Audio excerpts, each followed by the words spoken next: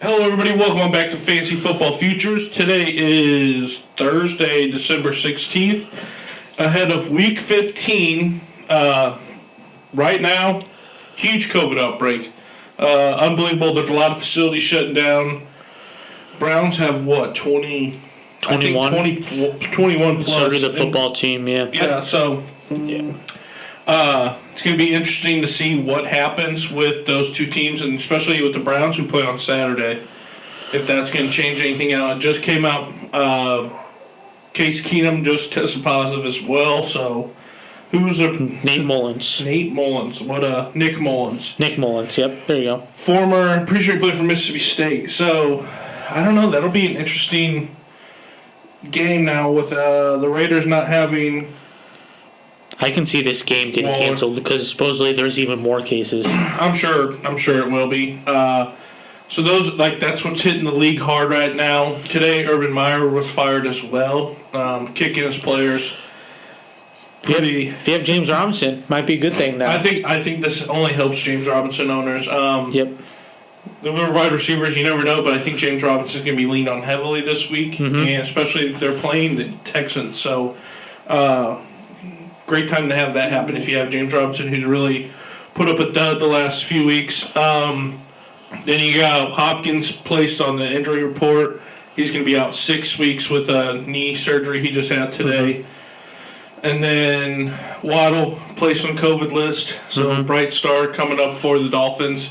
He's out. And then you got Michael Carter, who returns from this week from the IR. So a lot of news going around, a lot of people going in and out. COVID, I think, is just, I don't know, I feel like it's just something that's it's kind of taking over everything right now, and you're not really sure what's going to happen. So I would add Hawkinson's out for the year. He's getting surgery as well. That too, yep, that's the last one I forgot, yeah. So with Hawkinson out, then you got, it's just, I don't know, crazy to see all these people getting hurt at the end of the year, not really knowing what's going to happen after it.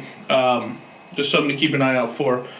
But with that being said, let's go ahead and jump into our matchups here for Week 15. Let's go over half the games to the first week. Starting with, we got 2 Saturday games this week, starting with the Raiders at the Browns. Like you said, Case Keenum's out, Baker's out, Landry's out. Is Peoples-Jones playing? I think so. I believe he is. Looking like he's playing. So if you're a Browns, isn't Njoku out? Because I know Hooper's out as well. You're slim pickings. You expect? No, he just came back. He was activated from the COVID list. So Nick Chubb to play a big role this week. Njoku will probably be a big role player this week. Outside of this, for the Browns, there's not really anybody. You're really looking at Peoples-Jones could be the number one receiver that you're looking at just in case, but with Kareem Hunt probably not playing this week as well, it's just a tough. I don't know. It's tough to me. It's tough to see. I'm not really sure what it's going to look like moving forward for the Browns. But if I'm anybody, I'm only playing Chubb for sure. But if you absolutely needed somebody, I would think Peoples-Jones or Njoku would be you could talk yourself into playing them because of who they're playing. Yeah. From a betting aspect, I'm taking everything over Nick Chubb. I think they're just going to run the ball. I think you can almost even look at Dearness Johnson just because it's late in the week, probably not big, and Mullins probably hasn't got a lot of first game reps or first starter reps. So I think they're just going to be running the ball a lot with Nick Chubb. And so, yeah, Peoples-Jones, but with wide receivers, it's hard when you just have that quarterback that wasn't expecting to be playing at all. Nope. So I think I really like Nick Chubb and even Dearness Johnson in those deeper leagues for running backs for sure. Especially it's Thursday. They're not doing any hitting practices now, so any live reps that he could have had are just gone now. So you're looking at Nick Mullins just getting walkthrough reps, trying to patch up as much work as he can right now. So for the Browns, it's Chubb. Out, and like you said, Dearness could be a play, especially with Hunt being out as well. And then you look at the Raiders side of the ball. To me, it's you play Josh Jacobs because how many people are possibly out for the Browns. Derek Carr, I hate Derek Carr. I know he's the second highest passer in the league right now, has the most yards, but he hasn't really done anything. I think he has like 18 passing touchdowns, and that's it. And without Darren Waller and Ruggs, they just... Hasn't looked the Derek same. Carr's and the Raiders have looked terrible. But the only thing is with the Browns, I don't know who exactly it is, but I feel like they have a lot of players on defense as well. That's out with COVID, and you might even see more. So this might be a game where Derek Carr maybe has a big... With Renfro has really stepped up. It's a lot of catches. Wide receiver 12 in PPR right now. And him and Derek Carr are on the same page. I expect those two just to have good games as well, just because how beat up the Browns are. Yeah, with Darren Waller out, you're looking at a Browns defense who gives up the 24th most points to tight ends. Are you looking at Foster Moreau, or we probably sitting him? I know the last 2 weeks haven't been great, but do you look at the time he did sub in for him, I think week 6 or something? Week 7 against the Eagles. He had 20 points, right? Yeah. He put up a touchdown, 6 for 6, 50 yards receiving. So to me, I feel like it's a guy, if you have Darren Waller, tight ends are hard to come by. It's someone you can try to trust, and especially if you're looking at a Browns team that is defeated by COVID, I think you throw him in there and you trust him and go. It's Renfro, Moreau, I think Josh Jacobs you got to play. And then really Derek Carr, he's a last resort kind of guy for me, I think. Yeah, and I'm staying away as much as I can, but... Yeah, with Foster, I think he's been banged up a little bit, so now I think he's going to be a little bit healthier. Out of his last 2 outings when he fills in for Waller, he's on the field. They've had 116 snaps. He's been on the field for 106. Yeah. So he's getting on the field, and in this league, in fantasy football, you just need a tight end that is on the field a lot and has a chance to score a touchdown. Foster's your guy this week. I think he's going to be a good play. Yeah, this game to me, like you said, I feel like it's going to get moved to either Monday or Tuesday or something. And it really depends on who's vaccinated for them, with the tests and everything. So that's something to keep an eye out for. But like I said, it's very little pickings here for this week. Next Saturday night game is actually Patriots at the Colts. You're looking at a Patriots team that's red hot, a Colts team that was also red hot before the bye last week. Going into Indy, I think it's going to be a tough place to play. Kind of has a remnants of Brady versus Peyton with how hot these teams are and how important this game is. But to me, I think if you're looking at Patriots-wise, it's Hunter Henry you're playing for sure. Colts are giving up 27th most points to tight ends. Or the 27th worst against tight ends. So you got to play Hunter Henry. Johnny Smith got some work in too last time, but that's because Henry was out. But then you're looking at wide receiver-wise, Jacoby Myers is probably it. Osborne has kind of come on to be the guy who is the young guy coming up. You just don't know week in, week out if Aguilar or Osborne or if it's going to be Jacoby. But the two-headed monster back there running football, Ramondre and Damian Harris, is a real problem. I would stick with... I feel like you got to go with Damian Harris.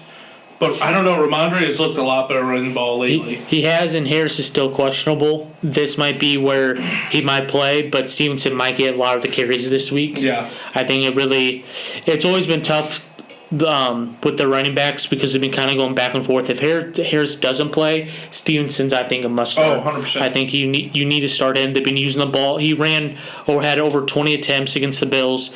Between him and I think Hunter Henry, I'm staying away from Jacoby Myers. He's just been very disappointing. You're almost wanting to look at Aguilar or Osborne. Or Bourne. Yeah, Kendrick Bourne has had almost a better year than Jacoby Myers of fantasy point wise. I think if you want, the most consistent will be Myers for sure. He is their most consistent key player that they're trying to get the ball to.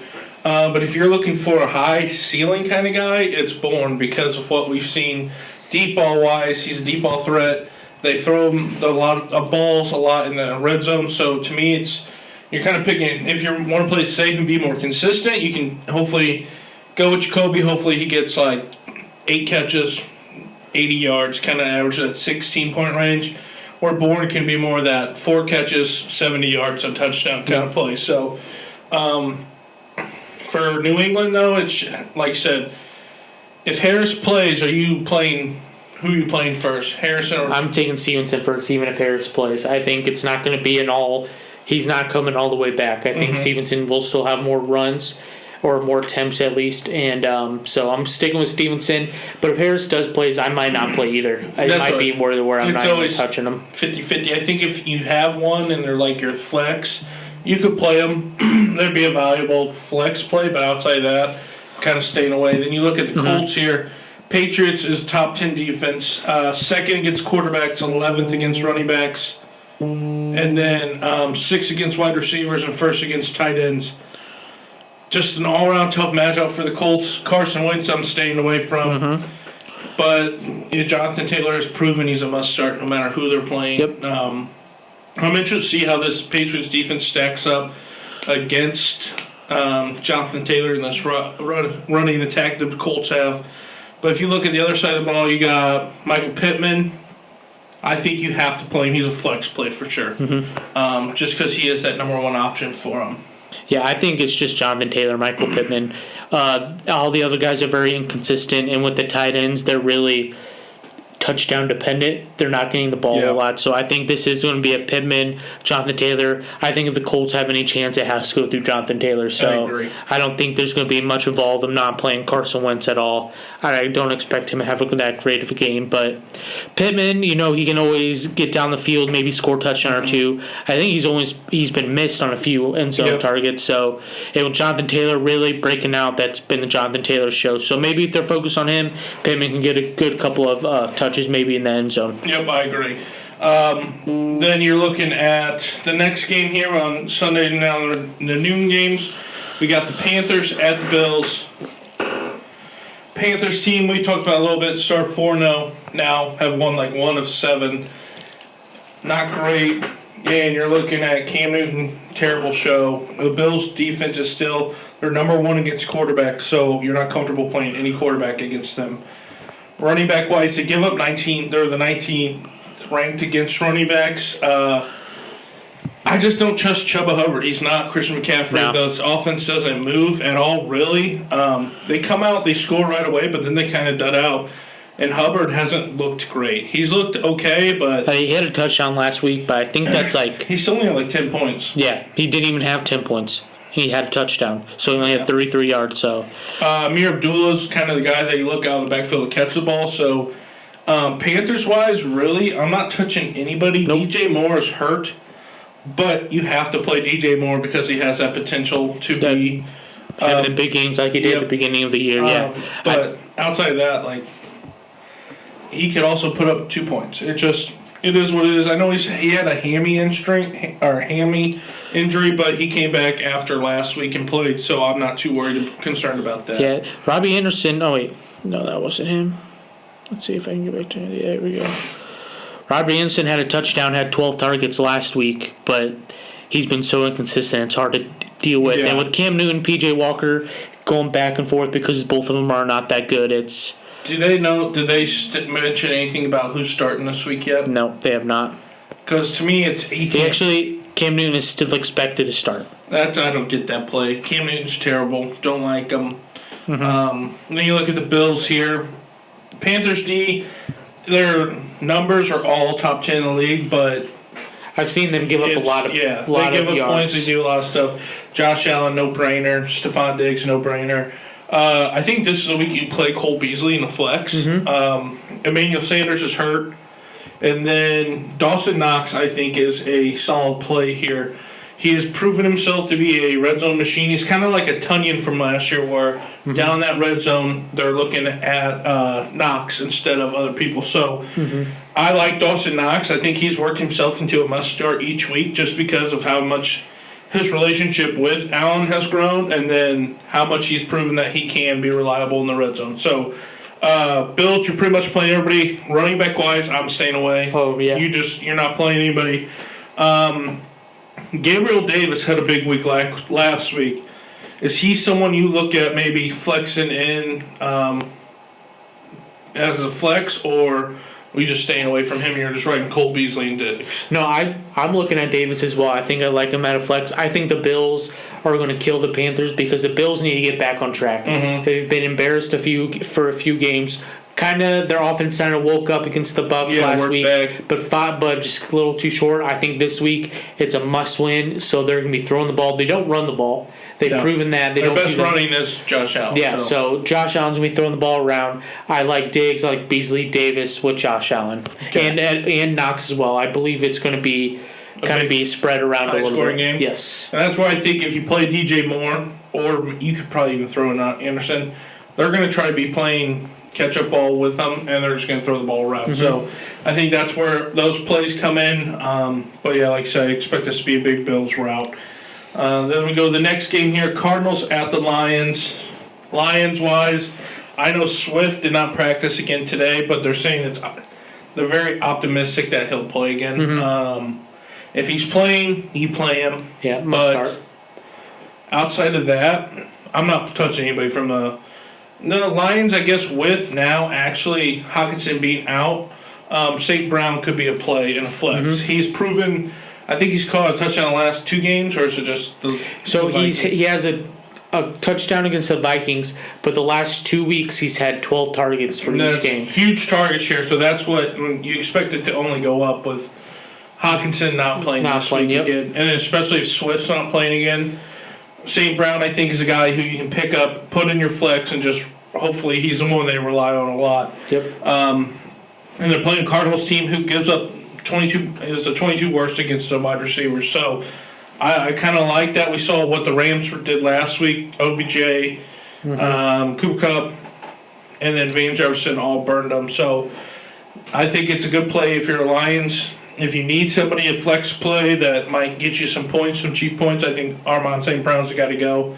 Then you look at the Cardinals. I think James Conner has clearly solidified himself as that number 1 running back. I expect a huge game this week. Mm-hmm. Chase Edmonds, I think if you have him, you're just hoping Conner gets hurt. Yep. Outside of that, you could play him if he does play against the Lions because it is the Lions and they might rotate the backs a little bit. But to me, it's James Conner show now, and I think this is a big week for Zach Ertz as well. Lions are 20th worst against tight ends. I think Zach Ertz steps up here. They find him in the red zone. He gets you a touchdown, maybe 40 yards, which is kind of what you want to look at. And then with Hopkins being out, A.J. Green, Rondale Moore, Christian Kirk. Rank them 1 through 3. So a lot of people...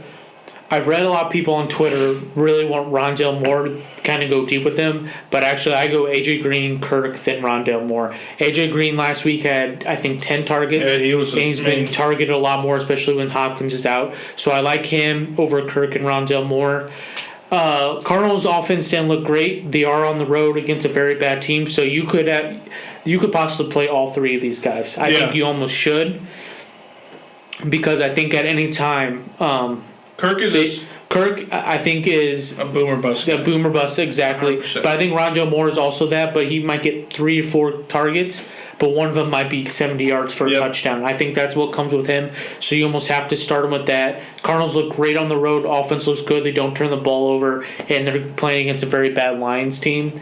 And after that loss against the Rams, they have a very bad taste in their mouth. So I expect all 3 to have a good game, but it's got to go around James Conner and Kyler Murray for this offense. Yeah, and they need to keep winning to try to work for that number 1 seed. Yep. So, like I said, I like Ertz, big time Ertz, Conner. Those 2 will carry the way, I think.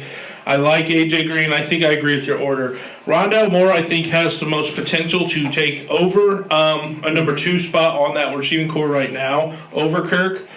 But we've seen Kirk have solid games with Hopkins out and just doing that. So I think it is for sure going to be Green, the main focus. Kirk is a guy who can work in. And then Rondale Moore, he's one that not only will he be a receiving option, he runs the ball as well. So I agree with that order right there. Like I said, it's going to be Kyler or Conner. Mm-hmm. I don't see them losing this game, but they do play down to their competition. So, but they are on the road, which is what they played a lot better on the road than they have anywhere else. So let's go ahead and move into the next game then. We got the Jets at the Dolphins. Exciting game here. You got the Dolphins, who are 14th against quarterbacks, 7th against running backs, 28th against receivers, 16th against tight ends. I think Michael Carter, if he plays, that's your own play. Yep. For the Jets. Zach Wilson hasn't proven anything. With Elijah Moore out and Corey Davis, I'm not. Maybe Jameson Crowder's a low flex play, but a very low one. And that's like if you're in a deep league and everybody's hurt, you need somebody. He would be the guy. Then Dolphins-wise this week, you're looking at a Jets defense who is atrocious. They're 26th against quarterbacks, 32nd against running backs, 26th against tight ends, and 9th against receivers, though. But I think if you can play Tua, Gaskins, you can throw in there.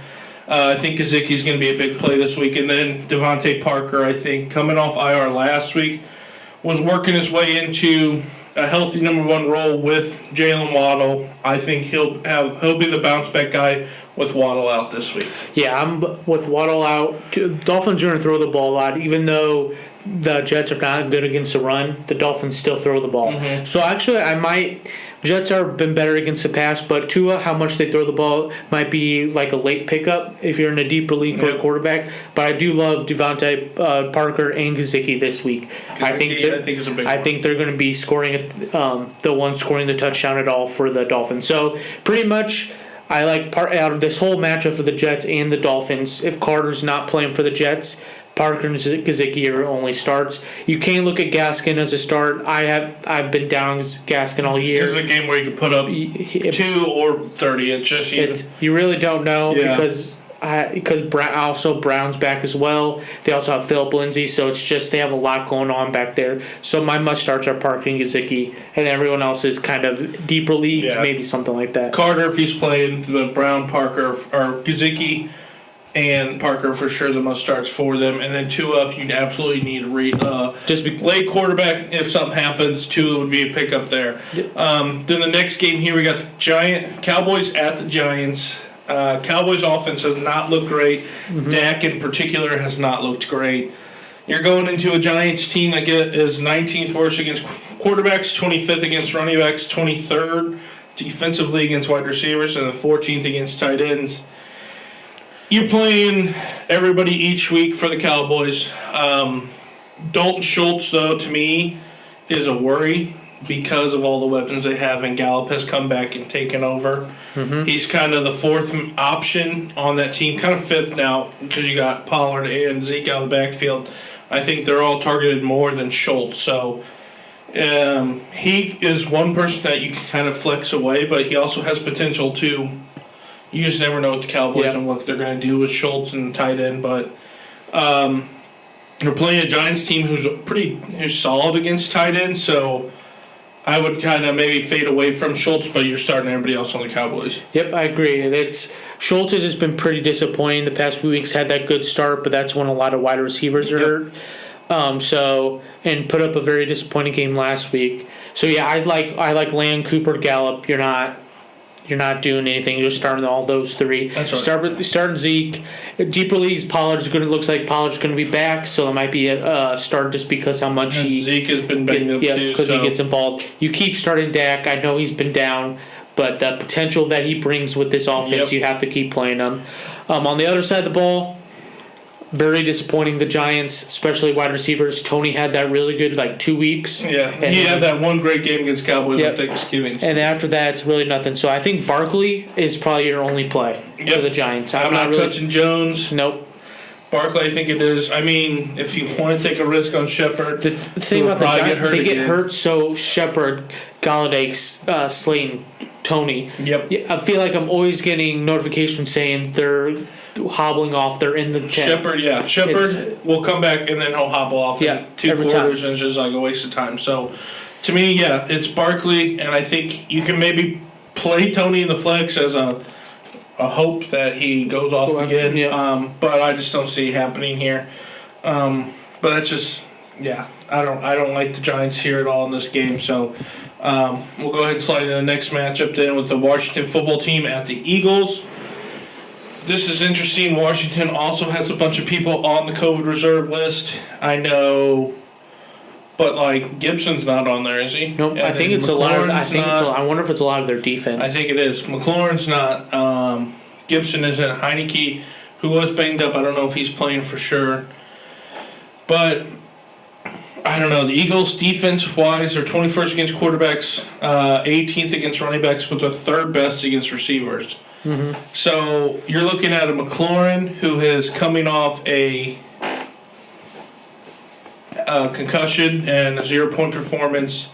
Are you going to play him and insert him this week if he's playing, or do you kind of sit him and fade away from him, especially if Heineke's not playing?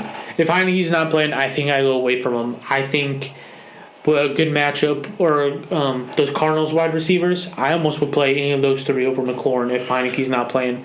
I think that's a good way to look at it because last week he got hurt. He had 0 points. Mm-hmm.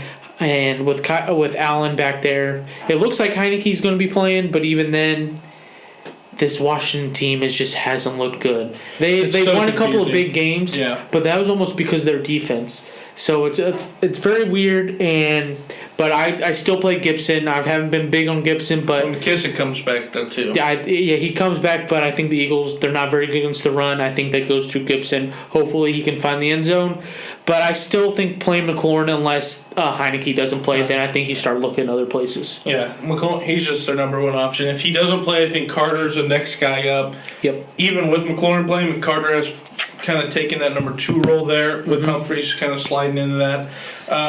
Tight end wise for the Eagles are the football team. You don't really know. Seals Jones was the main guy, but he had 1 target. Brait actually had more targets last week. I think Seals Jones got hurt last week. No, he was fine. Was he fine? Then he came off injury. That's why he's been out for a while. So it'll be interesting if you need somebody. Like if you're Luke Thomas, you're holding.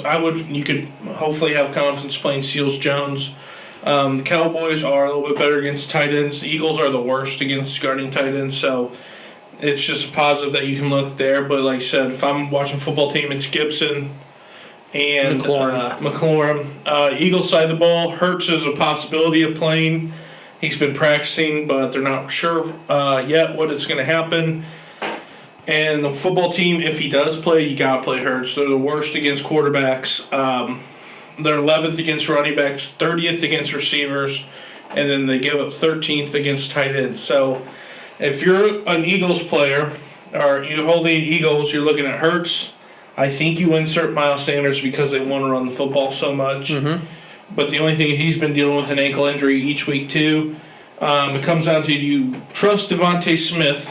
And then I think Dallas Goedert has worked himself into a must-start role as tight end as well. Yeah, I like all those three, especially like Goedert. Even if Kurtz doesn't play, Minshew really, he had 2 touchdowns with Minshew in there. Minshew really likes his tight ends. And last 3 games before the bye, Goedert was on the field for 96% of the snaps. So he's on the field a lot.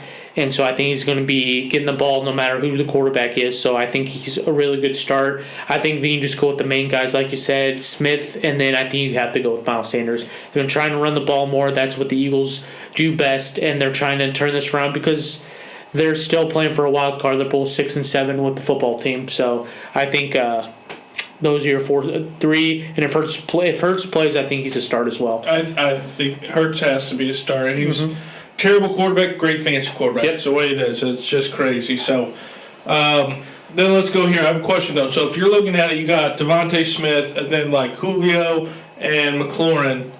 How are you going to play those? Like Julio Jones being the only option against a bad Steelers defense. So I'm not on the Julio Jones train. No. I just can't. I can't find myself doing that.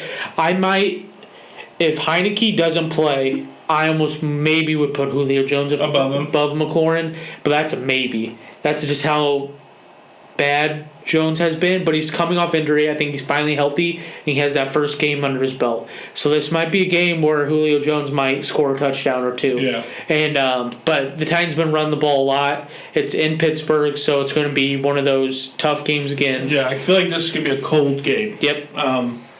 It's going to be cold. Steelers have looked brutal against the run the last couple weeks. They're 26 against running backs.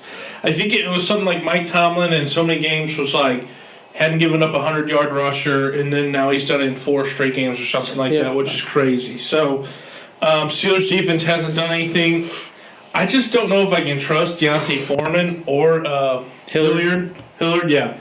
Because they're both kind of like split. Like Foreman looked great to start the game, and then they just went away from him. Mm-hmm. And then Hilliard was in, and then he didn't really do much either. So I'm not really sure, like which play. I think he played Devontae Foreman just for the red zone purposes.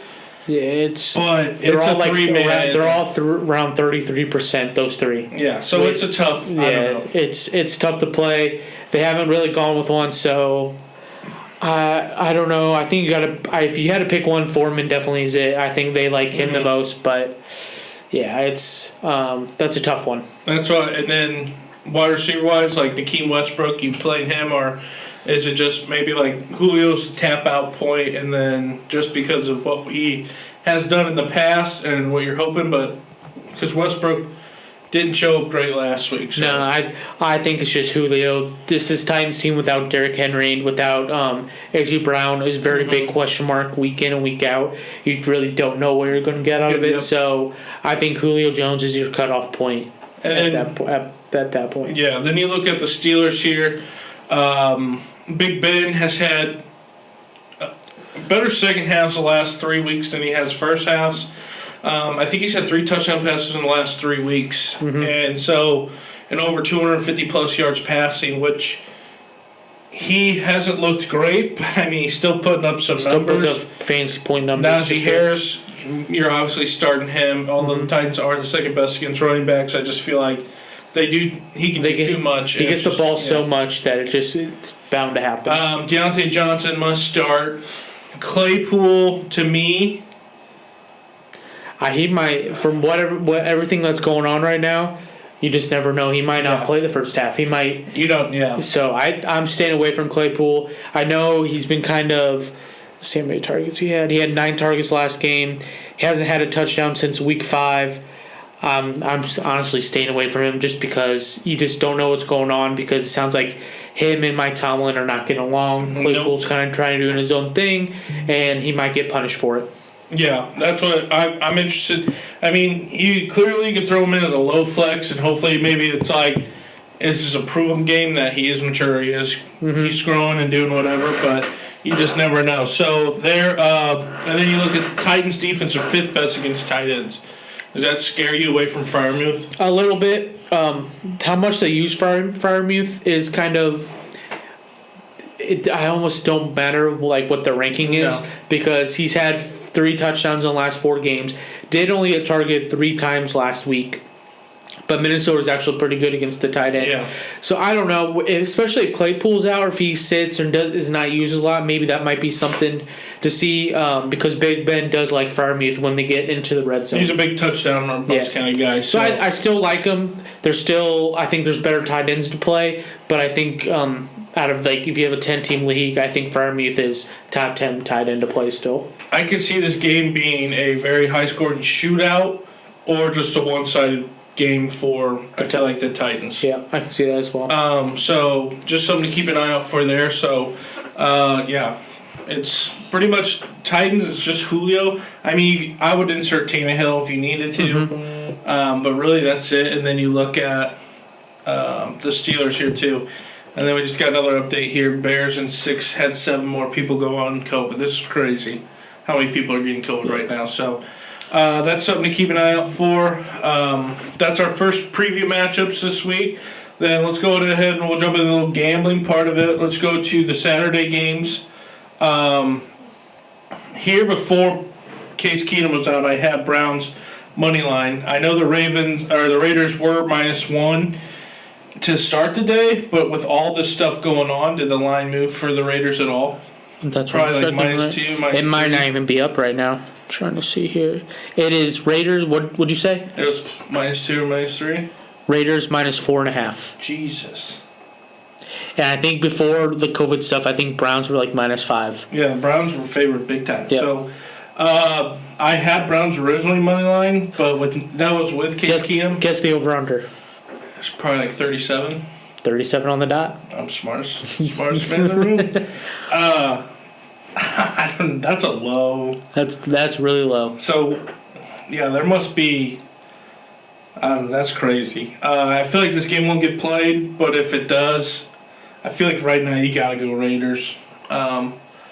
Minus 4.5 because of Nick Mullins making his first start. No, Nick Mullins played with San Francisco. I'm kind of feeling the Browns. I know. Actually, I'm gonna ride the Browns with you. I think Browns 4.5. plus 4.5 with Nick Chubb at home. Yep. The Raiders. Yeah, I'll go with you. If this game plays, I don't know if I doubt it does too, but I think I'm going with that 4.5. Probably going the under 2. I think this is going to be a very low scoring game. So I like Nick Chubb. Not Nick Chubb. Well, I guess it's the Nick Chubbs, but the Browns plus 4.5. Yep, I'll do that with you. Just be a little game of keep away. So I'll stick with Browns plus 4.5. I can't believe the line moved that much in just like 20 minutes. Yep. So Browns plus 4.5 we both have, and then we go to the Patriots Colts. Colts are actually favored there, minus 2.5 when I looked today. I'm taking Patriots money line, and I'm also taking the Patriots over 10.5 first half points. I think this game is like, I don't get how the Patriots aren't favored. You keep throwing them in as underdogs, and they're proving time and time again that their defense is too much. I think it's just Judon is a stud. They have too many weapons on the outside. I'm taking Patriots here, money line, and then over 10.5. Their kicking game is ridiculous. They will find a way to score a touchdown and 2 field goals. I like that, so I'm actually just going Patriots plus 2.5. I think everyone's looking at the Colts. They're like, oh, Jonathan Taylor, he's a beast. I think he is a beast. I think he is too. But I think this is a different you have to remember Carson Wentz has to touch the ball every game or every snap. So I think the Patriots are going to be able to get a few turnovers here. So I like the plus 2.5, but I do like the under 45.5. I think it's going to be a like 17-14. Yep, 17. something like that. Yeah. Or it could be like where the Colts kick a field goal to win the game, but only win by like 1 or 2, something like that. So I think it's going to be very close. I like the Patriots plus 2.5, and I like the under 45.5. I actually think Patriots are going to kill them. But where the Colts don't like scoring 2 touchdowns. Yeah. Just because I think Carson Wentz will make a mistake, and then they'll just kind of roll. But yeah, do you have any like prop bets that you want to take for that? Because I didn't like any with the Browns and the Raiders. They took all those off right now. So and then you look at the Patriots, Colts. I don't really trust anybody's. Not lines. Like Jonathan Taylor's at 93.5 rushing. I would take that under. Yeah, I don't really like any rushing. Let me look at the quarter here. Spread. I kind of like the first quarter Patriots plus 1.5. I think they're going to score first, and so I kind of like that plus 1.5. Hammer that then. So that rounds out this episode of our matchup previews, part 1. We'll catch you guys on the next episode where we go over the next, I think it's 7 games, and then we'll give our start and fade at each position. So thanks for watching, and we'll catch you on the next episode. Deuces.